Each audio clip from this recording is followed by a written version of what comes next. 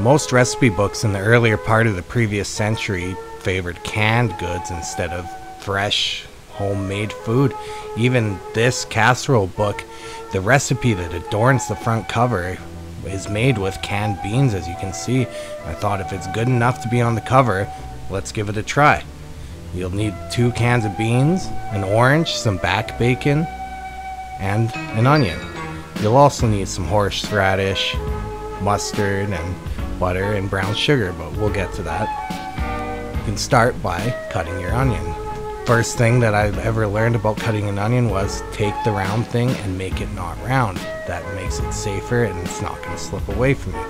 Cut off the ends and then continue with evenly spaced slices across the layers of the onion, taking care not to go all the way back.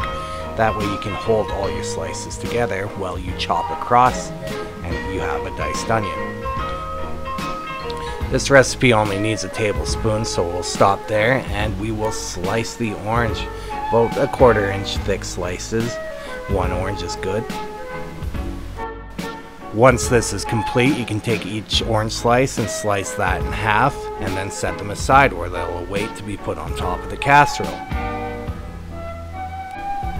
Then we can take those 2 cans of beans we saw and open them up with whatever tool you have to open your cans.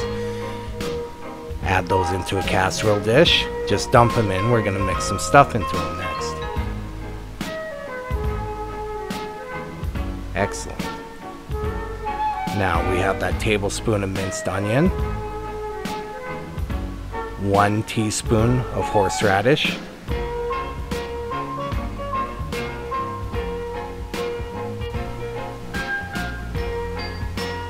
and finally we can add in a teaspoon of prepared yellow mustard. Just eyeball in. We're going to be adding a little bit more later. Mix that all up until it's all incorporated and set aside. And then we can take our ham, or better yet Canadian bacon. If it's not sliced, just slice it thinly, and then we'll add a squirt of our prepared yellow mustard on top and then just spread it over top. Do that to all of your slices. There we go.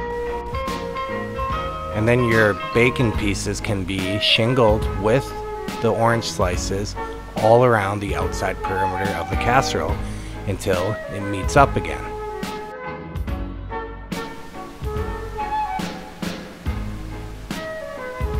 When that's complete, take 1/4 cup of packed brown sugar and just lightly spread it over top of the whole thing. Optionally, you can take some whole cloves and then just insert them into the orange slices as so. It's more just a decorative thing. And then just take some melted butter and drizzle it over top. Finally, it can be inserted into an oven, preheated at 400 degrees, and baked for 25 to 30 minutes. And then be pulled out and just let cool for about 10 minutes. Looking at it, it doesn't look too bad. There's some caramelization from the brown sugar, and it actually smelled pretty good. It smelled like baked beans with a hint of orange in the air. Of course, I tried to serve a little bit of everything into my bowl. It was a little bit difficult because the orange and the bacon pieces were large.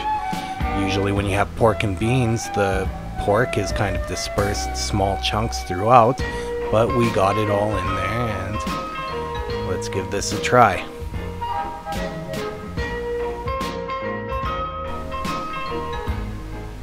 And there we go. It doesn't look that bad. It doesn't smell bad either. Really, we didn't do much more than just add a few simple ingredients to baked beans, and you know, aside from these big chunks being a little bit difficult to work with, I was able to get a little bit of everything in my mouth, and it was not too terrible. The orange wasn't overwhelming, the bacon was good, though the actual orange was bitter. It could have stood to be blanched or something, but you know, I didn't end up eating all of this. And with that, compared to the ham and banana casserole, this could be seen as a success. So like and subscribe to my channel, and I will see you next video.